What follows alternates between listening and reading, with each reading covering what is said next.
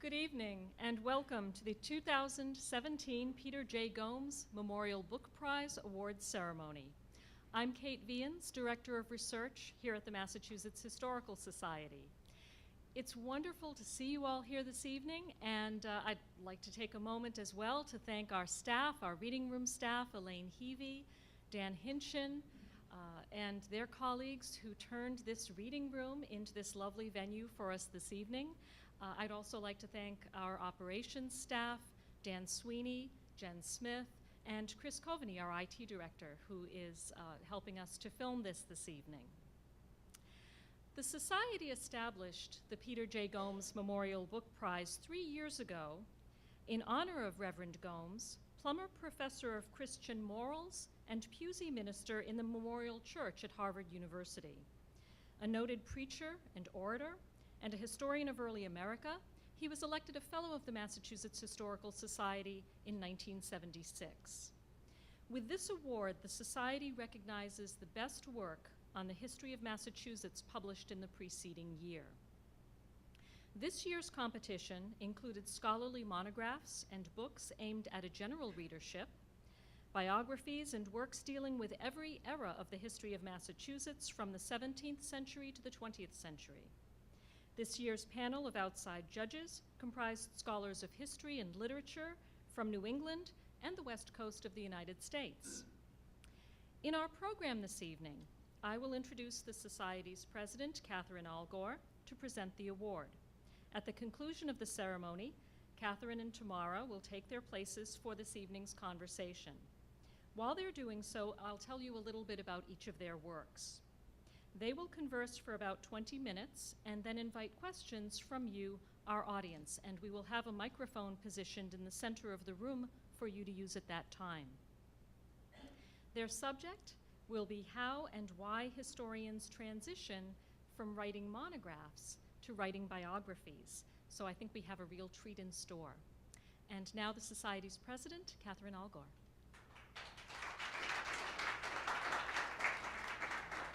Thank you, Kate. Hello, everybody. I'm so happy to see you here tonight. I'm always happy to see you, but it's a very special occasion. Nathaniel Bowditch and the Power of Numbers: How a 19th Century Man of Business, Science, and the Sea Changed American Life is not only a brilliant biography. As Tamara Plakins Thornton shows us, Bowditch wielded the power of numbers in ways that complicate familiar narratives of democratic achievement and scientific progress following the Revolution, as well as, most interestingly to me at least, the origins of modern bureaucracy. This is a work that fundamentally alters our understanding of the early republic and helps to explain the impersonal nature of daily life. So today, in which the word "the system" might serve as a shorthand for society. Bowditch was born in Salem just 2 years before the battles of Lexington and Concord. With the Revolution won, Americans rejected hereditary titles. Democratic opportunity and individual achievement became the hallmarks of the new century. Yet, society still comprised the rabble, the virtuous middling sort, and the elites, who could spot one another not merely by their wealth, but by their education and refinement. In tumultuous times, elite kinship networks and the patronage they offered made all the difference. The town of Salem had been threatened with destruction during wartime and its economy ruined by the 1807 trade embargo. Bowditch's own father had lost everything following his capture and imprisonment by the British. But from the dense web of kinship that made up Salem society, well-connected relatives and friends helped Bowditch obtain apprenticeships, shipboard positions, and access to scholarly works. As we sail on your wonderful prose with Bowditch to Madeira and Cadiz, Manila, and the Ile de Réunion, we situate Salem and Massachusetts in a global economy and come to appreciate the challenges that Bowditch and other mariners faced in navigating foreign cultures, unfamiliar trade networks, and the dangers of oceans crossings. Yet the experience and education Bowditch obtained on land and sea were matched by something even more significant. his growing awareness of the potential of advanced mathematics to foster order and improvement in this new age. Bowditch was entranced by the certainty that numbers, as expressed in mathematical equations, had to offer. He was a genius in making accurate, quick, and sophisticated calculations. As Thornton shows up, he was born at just the right time.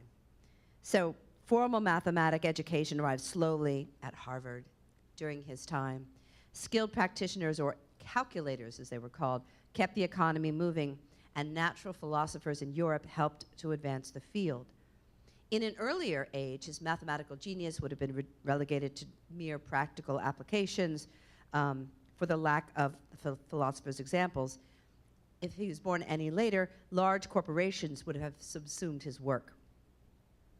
Bowditch is probably best known because he prepared the first edition on a sailing voyage of his best-known work, which is the New American Practical Navigator.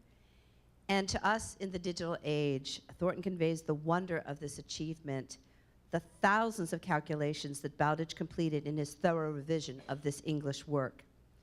Yet it was his innovations on land in the arena of marine insurance, systematically gathering navigational intelligence and organizing logbooks, that set the stage for his reorganization of financial and educational institutions, from the Massachusetts Hospital Life Insurance Company to the Harvard Corporation to the Boston Athenaeum. In these innovative practices, more so than in the rise of capitalism or state intervention, we witness the birth of bureaucracy in which we live today. The rise of democratic popular opinion transformed the elite education that Bowditch coveted into a symbol of remote snobbery, and his quick genius into a sideshow entertainment. Yet the shifting culture of the 19th century could not reduce Bowditch's reputation. For all of his rigidity, his unfailing faith in the natural laws of mathematics and corporate systems, Bowditch was a down-to-earth family man who adored his wife, Mary Ingersoll, and their children. He would dance with glee when he got the right answer, playfully tease his friends, and fret over his son's education. The full and nuanced portrait of this important figure that Thornton gives us enriches us in both human and historical terms. Now, at this moment, it's very tempting to compare Bowditch with the Reverend Peter J. Gomes, in whose honor we award this prize, and I'm going to try to do it. Although Bowditch held himself apart from what he regarded as the vagaries and certainties of religion, arts, and culture, yet consider that both men hailed from Massachusetts port towns. Gomes was a Plymouth native, and you know, location, location, location. Their deep affection for these places shaped their careers and their worldviews. Both men strove to fulfill their calling to its utmost, and each found success at Harvard. Kinship was important to both Gomes and Bowditch, and each possessed a warmth and humor. It's tempting to think of them both smiling and nodding their approval as we honor Tamara Plakins Thornton with the 2017 Peter J. Gomes Memorial Book Prize for Nathaniel Bowditch and the Power of Numbers.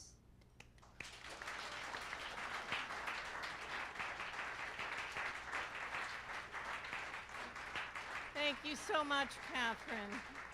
Thank you. Thank you so much. It really is a thrill to be here. And it occurred to me this morning that 200 years ago, Bowditch was made a Fellow of the Royal Society in London. That was about as big an honor as you could get in those days. And I know he was thrilled, but really he was not more thrilled than I am today. So it's a thrill because, of course, recognition from colleagues is always gratifying. Recognition for the best book on Massachusetts. I mean, I hadn't planned on saying this, but I admit, as a native New Englander, and when you have worked that long on Massachusetts, you recognize it, and Rob Forbes is nodding his head, Massachusetts is not just any state. So that's very gratifying. And the Massachusetts Historical Society has for many years been something of a second home for me. I did my dissertation research in this very room, and I have been back many, many times. I'm going to take up Catherine's challenge, though, about linking Peter Gomes with Nathaniel Bowditch. And I think the way is through the fact that Gomes was the Plummer Professor of Christian Morals. And guess who that Plummer is? Well, that was Carolyn Plummer, who endowed that Plummer Professorship. Carolyn Plummer was a blue stocking from Salem who was Bowditch's soul friend. He loved Mary Ingersoll. They were a happy couple, but he appreciated Carolyn Plummer's wit, her learning, her intelligence, and she appreciated the same in him. Everybody understood this was a very close friendship. So I think that she is probably smiling at the fact that a biography of her very dear friend has won a prize. He might be scratching his head at who the author is, and she's explaining to him, you know, Nathaniel, in the 18th century, 19th century, we were blue stockings, but now we're professors of history. So, and I hope he's listening. I hope he's listening. Maybe he's learned something after these several hundreds of years. So again, thank you so much. This could not be more gratifying. I appreciate you coming to celebrate the life of this mathematical creature tonight, and I look forward to talking about him and biography and Dolley some more with Catherine. Thank you so much. Just get a nice picture here.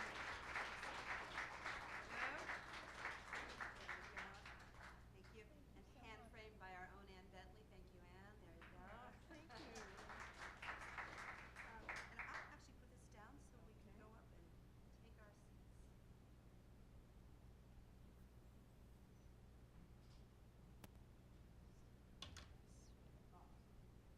I'm going to introduce our president, Catherine, first, and then introduce our honored guest in the place of honor as the second introduction. Catherine Allgor joined the Society's staff as our president in October, having served as the Nadine and Robert A. Schottheim Director of Education at the Huntington Library, Art Collections, and Botanical Gardens in Pasadena. She is also a former professor and presidential chair of the Department of History at the University of California, Riverside, and has taught at various institutions, including Claremont McKenna College, Harvard, and Simmons. She is the author of A Perfect Union, Dolley, Madison, and the Creation of the American Nation, published by Henry Holt, which was a finalist for the George Washington Book Prize, and Parlor Politics, in which the ladies of Washington helped build a city and a government, published by the University Press of Virginia. In 2000, that volume received the James H. Broussard First Book Prize of the Society for Historians of the Early American Republic. Catherine is the author of numerous essays and the recipient of numerous fellowships, including an Andrew W. Mellon MHS Short-Term Research Fellowship and the Evelyn Davis Green Fellowship of the Radcliffe Institute for Advanced Study. She is a graduate of Mount Holyoke College and, like Tamara, received her PhD at Yale University. Tamara Plakins Thornton is Professor of History at the State University of New York at Buffalo. In addition to Nathaniel Bowditch and The Power of Numbers, published by the University of North Carolina Press, she is the author of Cultivating Gentlemen, The Meaning of Country Life Among the Boston Elite, 1785 to 1860, as well as Handwriting in America, A Cultural History, both published by Yale University Press. In addition to this evening's Gomes Prize, Nathaniel Bowditch and The Power of Numbers received the 2016 John Lyman Book Award of the North American Society for Oceanic History and was a 2017 finalist for the New England Society Book Award of the New England Society in the City of New York. A past recipient of the Andrew W. Mellon MHS Short-Term Research Fellowship and a former NEH Fellow, Thornton has contributed to several essay collections from our own volume, Entrepreneurs, the Boston Business Community, 1700 to 1850, which Conrad Wright and I co-edited, to Capitalism Takes Command, the Social Transformation of 19th Century America, edited by Michael Zakim and Gary B. Cornblath.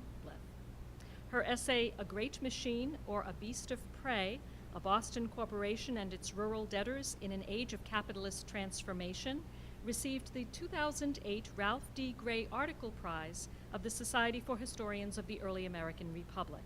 And she is a graduate of Harvard College and Yale University. Thank you, Kate. We both sound very busy. We got a lot done. I was so happy to read the remarks because we're caught up a little bit on, at least the idea of who we're talking about. And I want to start with that really obvious question, but I think Kate's given us a little bit of a twist, which is how did you choose this person to write about? And what's the relationship between you as a monograph writer and then a biographer? And let me say, for me, it was really very simple and sort of obvious. My first book was Parlor Politics, and during the course of that, I discovered no one had ever written a scholarly biography of Dolley Madison. They'd written a lot about her, but not so good. And so it was a very natural outgrowth. But I look at your two monographs, and I wonder, how did Nathaniel find you, or you find him? Well, I did find him, but I think first he found me.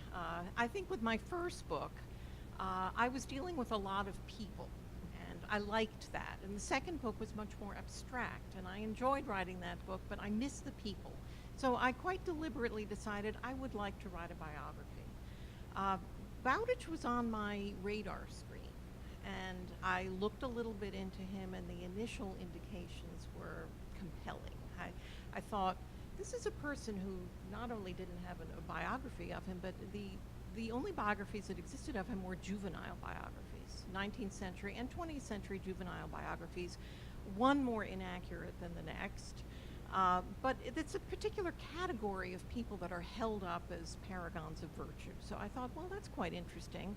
And it also interested me that he wore several hats. He was a scientist, he was a mathematician, he was a navigator, and then there was this lost career, which turns out really to be the key to him. He was a corporate executive.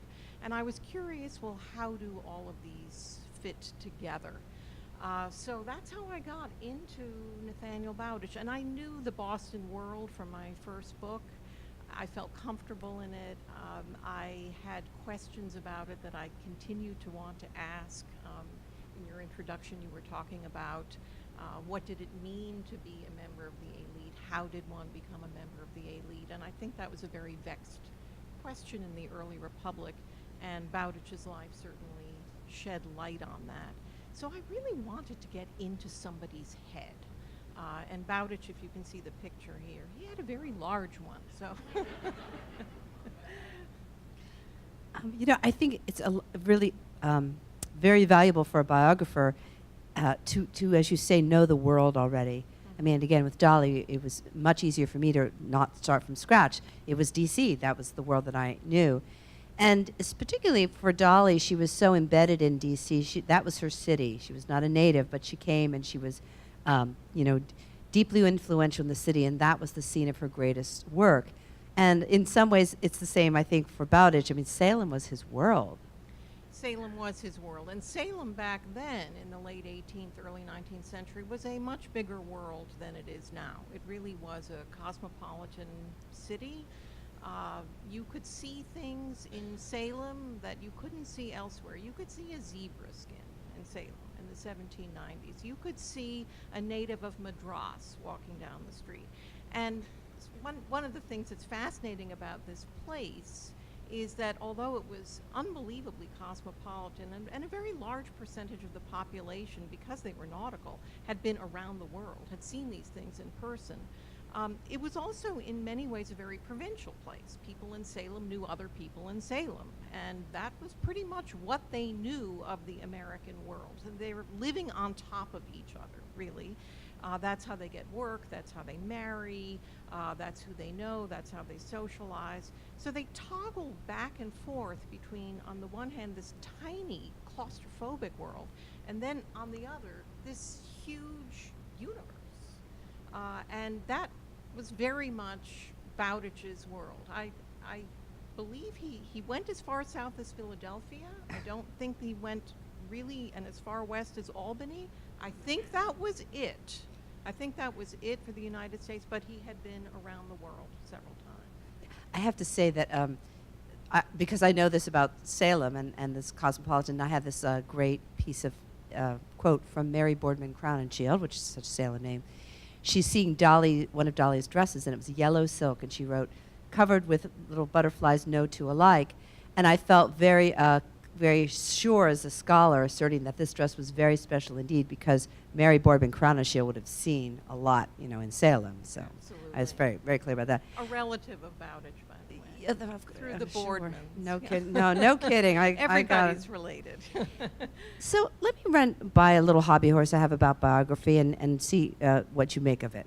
So, there's a trap in writing about people from the past, and more so Americans, because we're Americans, most of us, and we think we know what it means to be American. And of course, because our history is very short comparatively, often, these are people either within living memory, or we've seen their stuff, right? Or we've been to their houses, you can go to Jefferson's house, that we make the mistake of thinking that we know these people. And I always think with biography, there's this combination of, on one hand, you have to respect who they are and their culture, and acknowledge that in some ways their culture is alien to us, that is from another country. At the same time, don't you have to find some reason for us to connect and care about this person? Yes, and that's actually a harder challenge with somebody like Nathaniel Bowditch, whom some people have heard of. If you sail, you've heard of Bowditch.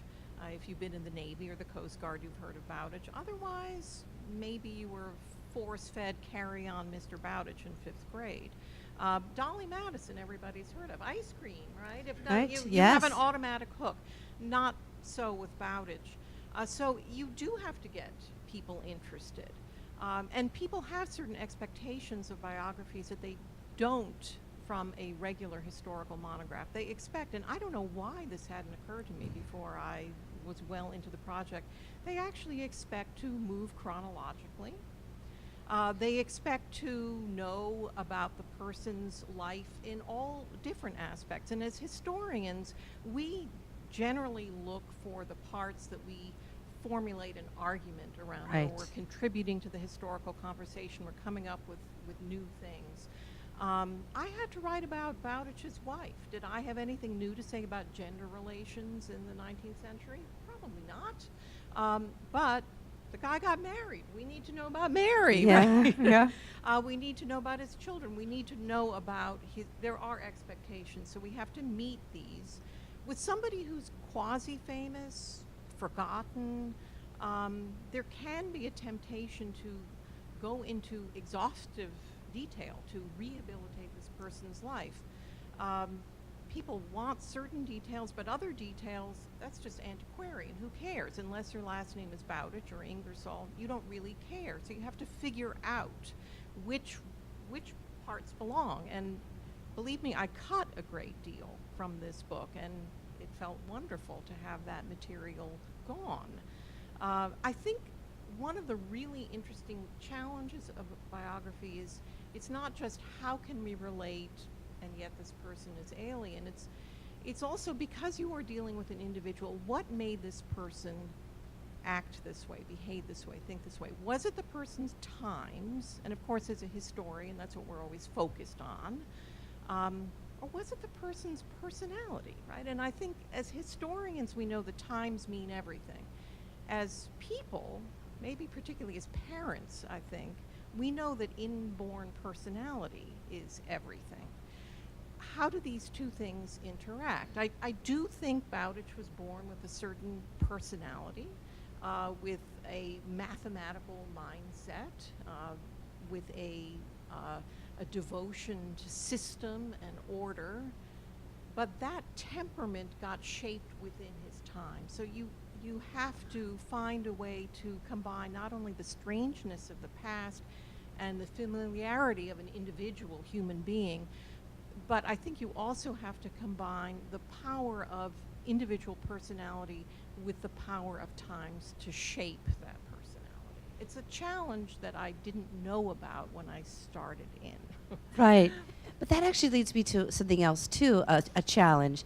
So, I write about Dolley Madison as forming really the office of First Lady. So I take this thing, First Lady, or maybe I'm talking about the Washington power structure. It's something we all take for granted that's natural, normal, always been. And you try to create a sense of, no, actually, no, it didn't have to turn out this way. It's contingent. It turned out this way because of this person. And one of the great strengths of your book is you really met that challenge, because what you took on were corporations and trusts, and down to things like printed forms. And you really restored our sense of wonder that all this stuff happened. Now, that was really him. Yeah, what really got my sense of wonder going was coming to grips with this world before those things were perfectly natural, before people kept written records, before, if you wanted to get a loan, you jotted down something on a piece of paper or you had a conversation, where you would open up somebody's account book and you would find, here's the richest man in America at the time, Elias Haskett Derby, and in his account book he has information about outfitting his ships as well as putting wallpaper in his parlor. In his official books. Yes, yeah. He's mixing the personal with the business. Nobody really thinks twice about that. It's a very personal, intimate world. No surprise, this is small little Salem, right? Bowditch comes in and he's going to turn this thing into a bureaucracy, into a system. He's very inspired by the solar system, Newton's solar system, Laplace's solar system, as a system that works with rule-bound regularity. This to him was, who needed religion? Excuse me, Reverend Gomes, but he didn't need religion. He had religion up in the sky. And so he was looking to turn everything into a miniature solar system, and that could be the corporations that he ran, business corporations. It could be Harvard University, it could be the Boston Athenaeum, and one way he did that was with things like blank forms or catalogs. We have to catalog these books. We have to assign numbers to them.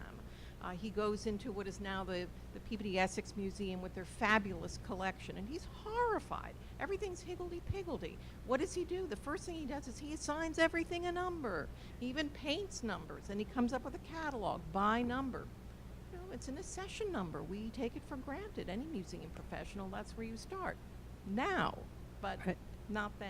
Oh, I love it. Yeah. He really, as a new president, he just comes in, he buttons things up, he tidies it all up. And I have to say, if we had more time and I was feeling more impish, I would have you detail in excruciating way how he tidied up Harvard. But it's a good read, let me tell you. It's good. With a big broom. Oh, it was good. It was good, good. Now, however, we're not going to be impish. What was I just going to say? Oh, yes. So talk a little bit. That leads me into wanting you to talk a little bit about when you're talking about the solar system and how he believes in order. This comes from his relationship with numbers. And one of the interesting things that I thought that you did so very well was you contextualize numbers. We think of math as math, and we just assume it doesn't have a history, it doesn't have a place in culture. But of course, numbers do. And then also the place of numbers in education. And actually, I wondered if you got into this because of the link between numbers and handwriting. And then what did numbers mean to Bowditch? Right. Well, in part, I did get into this through the link between numbers and handwriting, because handwriting was considered to be a vocational skill. Real gentlemen could write however they wanted. The people who really had to have good handwriting were merchants, because they're engaged in correspondence and in keeping books. So penmanship was one of the vocational skills, but so was anything having to do with numbers, and that's for mere clerks, really. So the people who learn these kinds of skills, arithmetical skills, mathematical skills, tend to be people headed for the vocational world. It's for navigation, it's for bookkeeping, it's for trade. But if you go to Harvard in Bowditch's day, you don't even need to know arithmetic to get in to Harvard. You have to take tests in Latin, you have to take tests in Greek, but not in arithmetic. They'll teach you what you need to know, and it ain't much.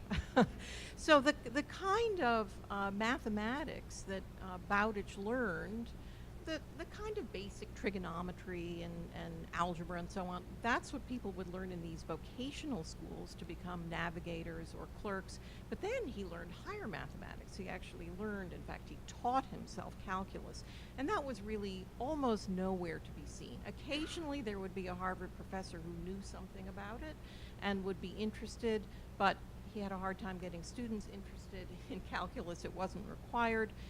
So today, STEM fields are really where the prestige seems The to sine be. qua non of education. Right, but yeah. then it really was Latin and Greek.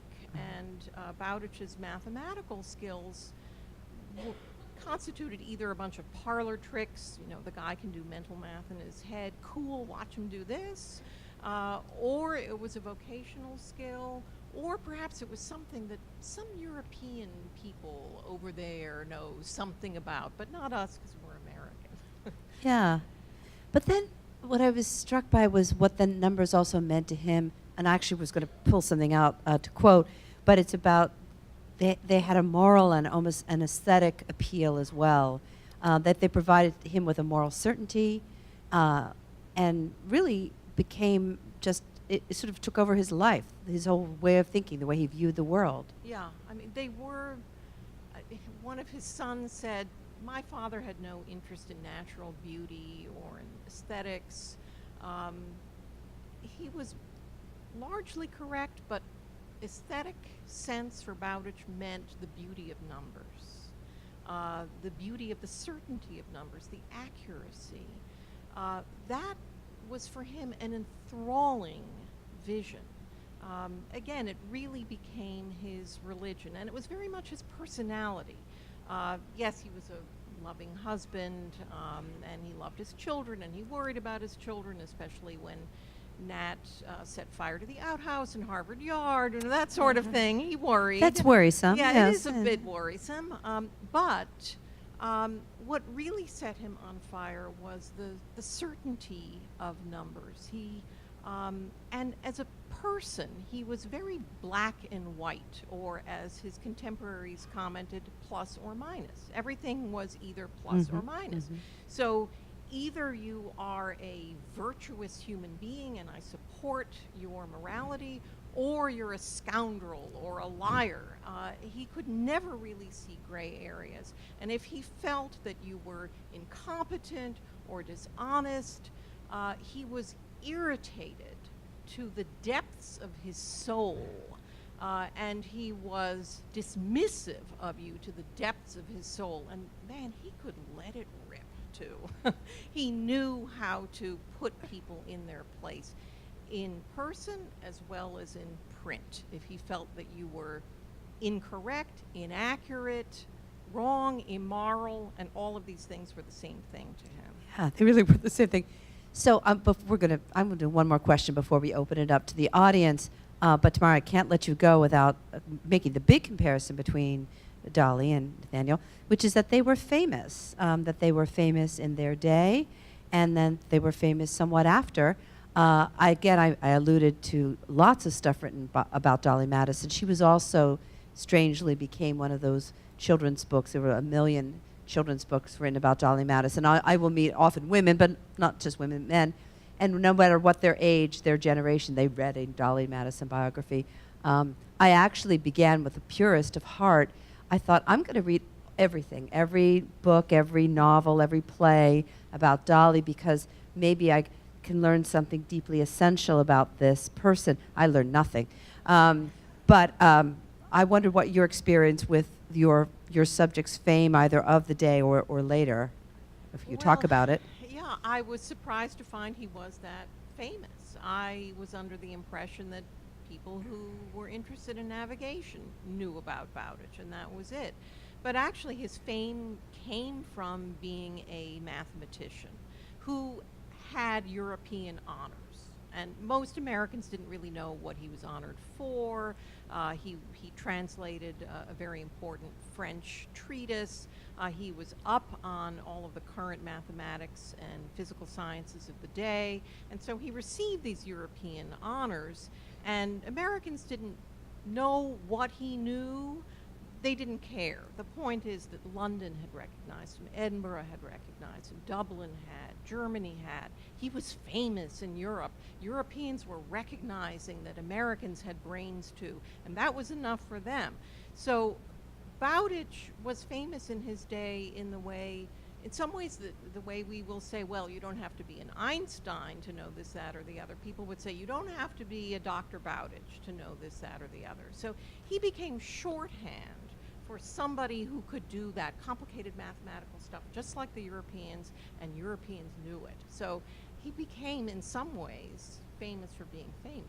Yes, he's the Kardashian of his day. Oh, he would not. No. Like I was just joking about that. And I don't want to make this a contest between Bowditch and Dolley Madison, but I don't know that there's an actual Christmas ornament with Nathaniel Bowditch, whereas I have this lovely little present brought to me by a colleague in Monticello. So on that note, thanks, Lex. We have a microphone if people have questions about Bowditch, about biography, about writing, and I see somebody heading our way. Hey, good evening. My name is Mark Ranella, and I was interested in some of the peculiarities of this character, Bowditch, and I just want to make sure I was right in understanding that his love of Newton, right? He loved Newton so much. He says, "We've got Newton. Who needs God?" Something like that. Was that the that wasn't point? he who said that. Oh, okay. But would he have agreed? I'm sure he would have agreed. Okay. But Newton, in some ways, by the early 19th century, had become a far-off symbol, much more immediate to somebody like Bowditch, who actually was in the Right. guts of science and math, was Laplace, another person we have forgotten. But Right. in the 18th century, Laplace was it. Okay. Yeah. Because I just remember when I was in grad school, I read this great book called Without God, Without Creed. I don't know if you read that, by James Turner. James Turner. And he was yeah. just talking about how Protestant churches sort of grabbed on to Newton as a proof of God's wonderful order. You know, so it's interesting that he might take Newton and say, oh no, it's proof that, you know, we've got laws, we don't need a God. So I was just interested in that.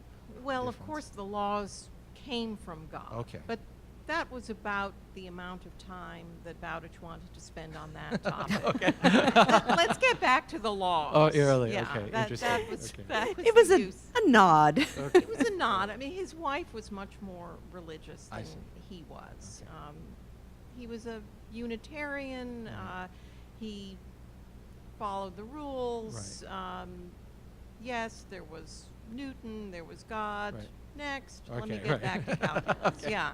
Thank you. Thank You're you. welcome. Bill. Hi, I'm Bill Clendaniel. I've heard various stories about Bowditch after he died. He was very famous, unlike today, perhaps. Do you have some stories about how the public reacted to news of his death? Midshipmen and raising money and all of those have some substance and fact. Yeah, I mean, his obituary appeared around the United States. It actually appeared in London as well. In fact, the most honest obituary was written probably by Charles Babbage, who was the computer pioneer, and he and Bowditch had actually corresponded with each other, which is quite interesting. Babbage's assessment of Bowditch's mathematical skill was quite honest, let's say. But certainly it was felt that a great man had died.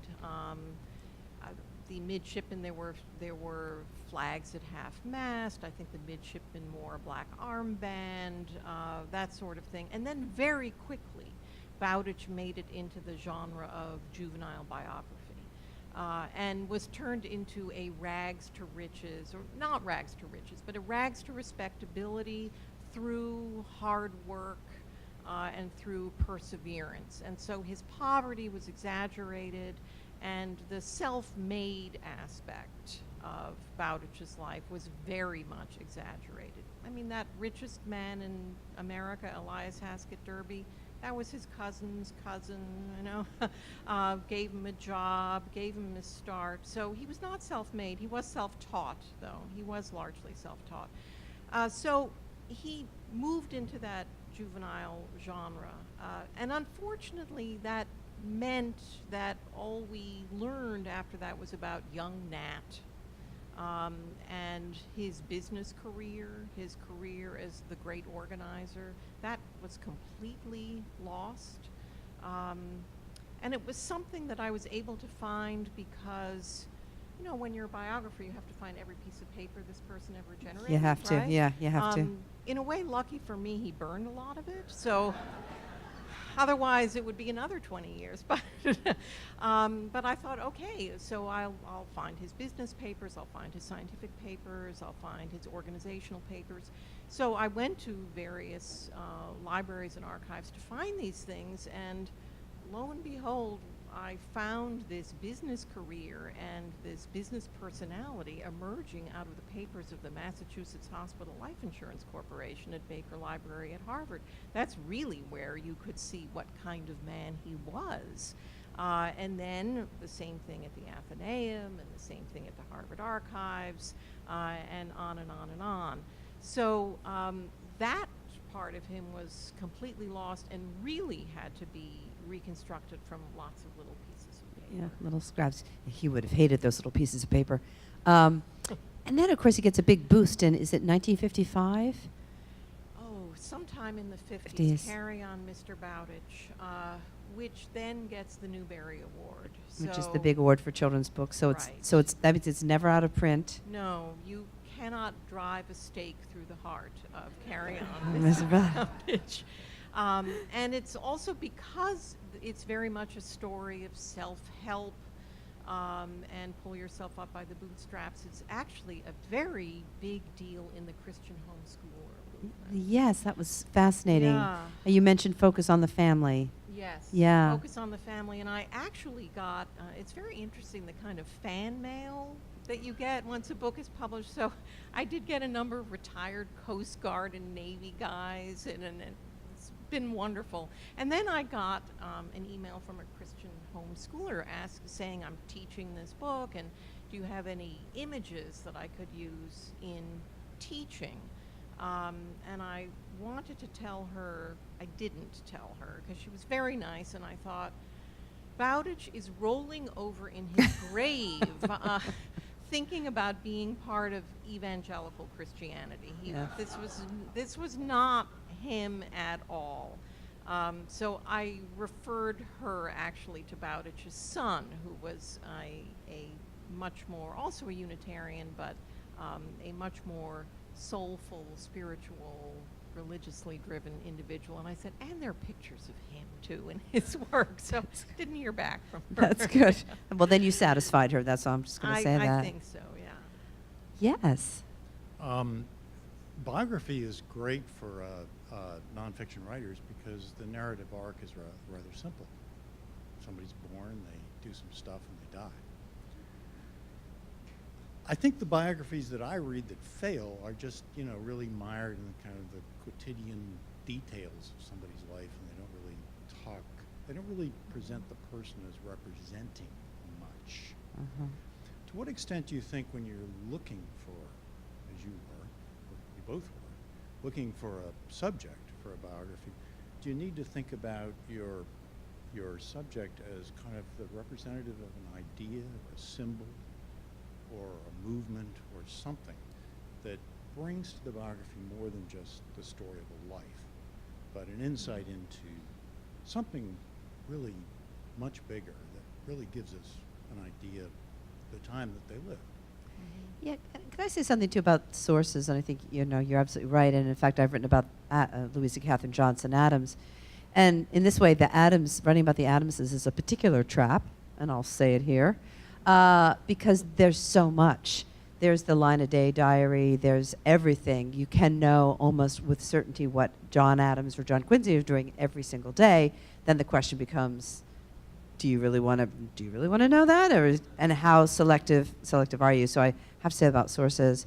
But I think your characterization of good biography is absolutely right. It has to be, well, as a historian, you always have to answer the who cares question. And I think that becomes even more glaringly obvious when it's about one life. Because you could write a history of barbed wire, which, by the way, is very important.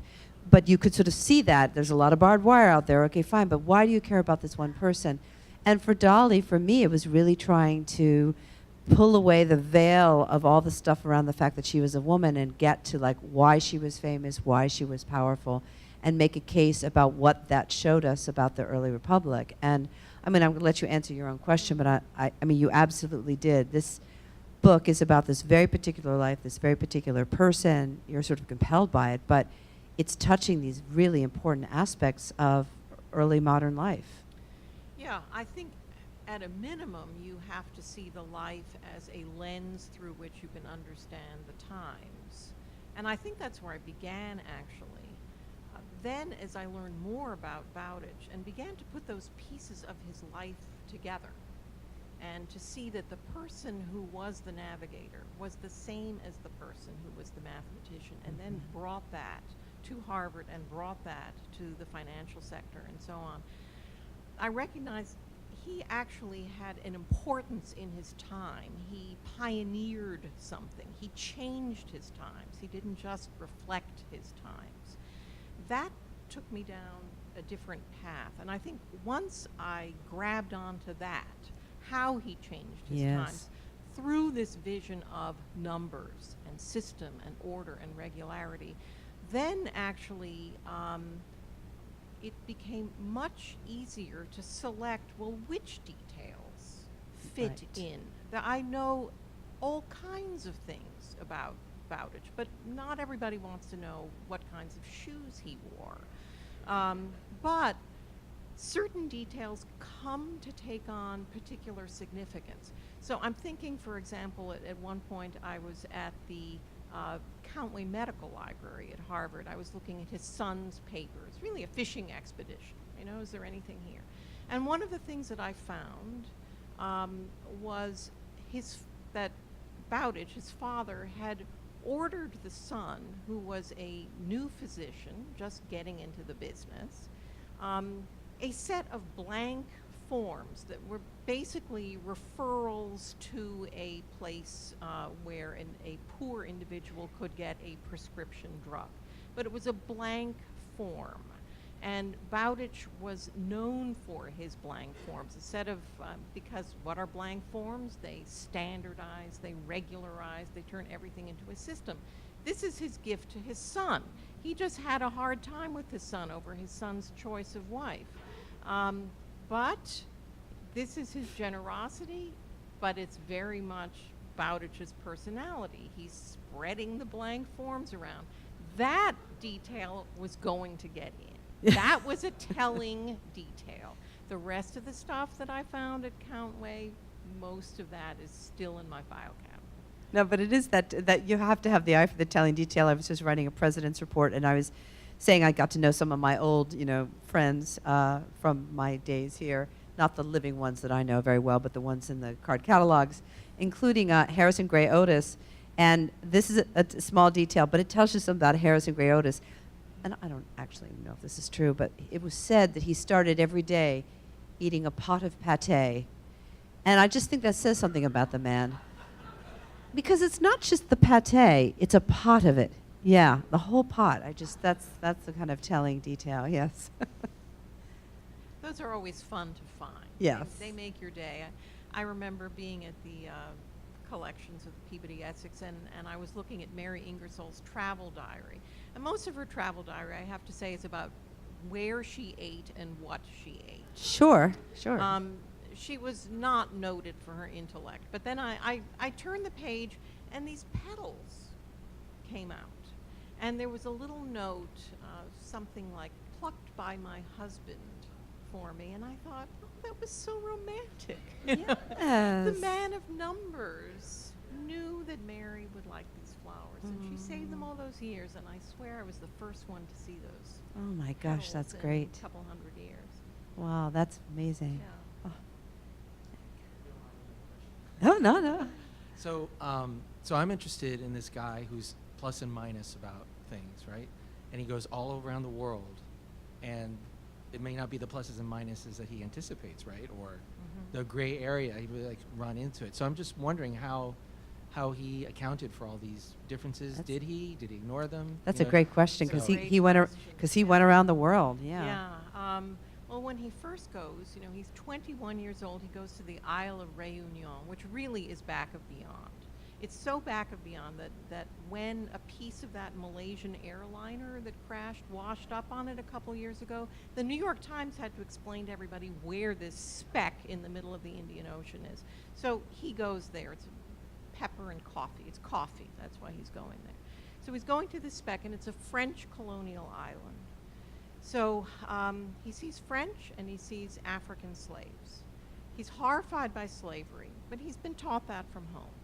The French, he's also been taught, they're Catholic, that's problematic. But what's really, really horrifies him and where he's very minus are their morals, their sexual morals. He cannot believe that women talk about being pregnant, that men visit their mistresses and people are very open about it. He's disgusted and horrified. So when he meets fellow Europeans, he has absolutely no problem being judgmental. What's interesting, though, actually, is when he goes to Asia and he responds to the Philippines and particularly the Chinese. If you've got math, he's listening. So he's impressed with these Chinese merchants. He's impressed with their numbering system. He's impressed with their abacus.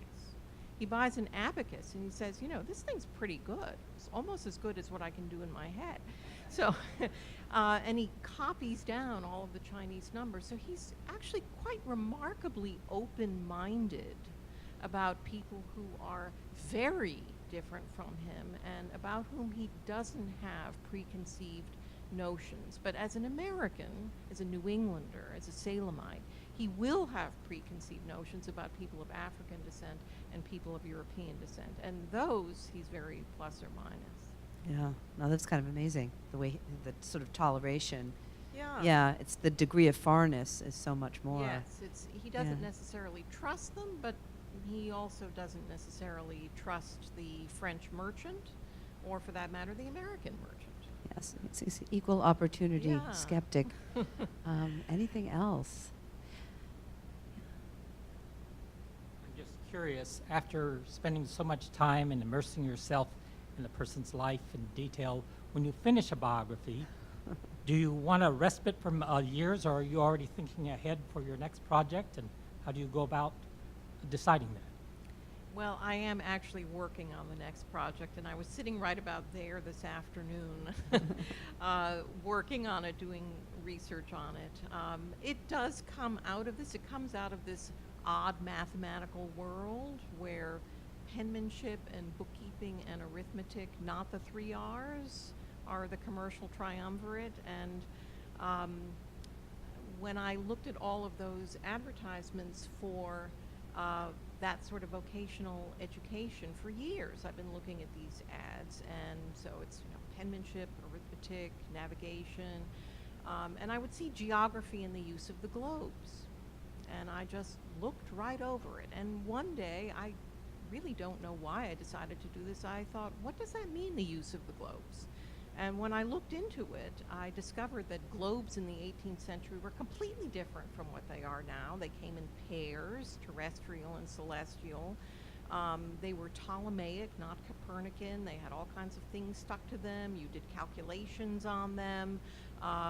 That's what was called the use of the globes. And when I looked at those calculations, you were imagining people on the other side of the globe, and I thought, well, that's interesting. Here you are in an age before the telegraph, before the steamship, and you are thinking about your existence and your simultaneous existence with people on the other side of the globe. This must do something to your head. And I started looking at what people were saying about race and slavery, and sure enough, you could tell they had studied the globes. They'd studied something called mathematical geography. So I'm off on a new project. Bowditch owned globes. But I thought it was just because he was a world traveler. Now I know it was because he was a mathematician. Of course, you know, the people who made globes were not map makers, actually. They made other scientific and philosophical instruments. So Bowditch owned a sextant and he owned globes. It all made sense. So I'm still interested in this Yes. world of numbers, which was so different from our world of numbers today. Well, as we sort of close out, I'll just say the best stories begin and end at the MHS. To answer the question, after Dolley, I found myself poking at different parts of her that I still was interested in. And there was a source, it was an unpublished, actually mess of papers, written by her niece, Mary Cutts. And other Dolley biographers had used it unquestionably, but it was always interesting to me because it was a memoir of her aunt, but much of the action in the memoir took place long before Mary Cutts was born. So it seemed to me that what we were really reading was sort of Dolley's voice hidden behind the skirts of Mary Cutts. And I knew there was a Cutts collection here. I had used the calling cards for my cover of Parlor Politics. And I was hanging around one day, and Ann Bentley said, "You want to see something weird?" And I said, "Always." And she brought out this little rosewood casket. It's made of rosewood. It had 4 compartments in it and 4 little plaques. And in it were 4 samples of hair. And there was James Madison, Dolley Madison, George Washington, John Quincy Adams. And there was the little brass plates affixed to that. And I was like, "Yeah, Ann, that's weird." And I said, "Where did we get this little casket?" And it had been, I think it was Moorfield Story in the early 20th century had it made. But this was the best part. There was little drawers underneath it. And they were, Mary Cutts had saved her father's letters. It was Mary Cutts who had collected that hair. It was Mary Cutts rolled it in the little pieces of paper. And then when Moorfield Story found it, he was like, "Oh my God, the hair of the founder." So he made this lovely little presentation. And I said, "Man, there's a metaphor for women's history in there." So thanks to Anne, she got me started on, I ended up transcribing both memoirs and writing about the hair. So on that grim note, I would like to thank you, Dr. Thornton, for coming along. Thank you for writing this wonderful book, and congratulations on being our prize winner. Thank you so much. Thank you.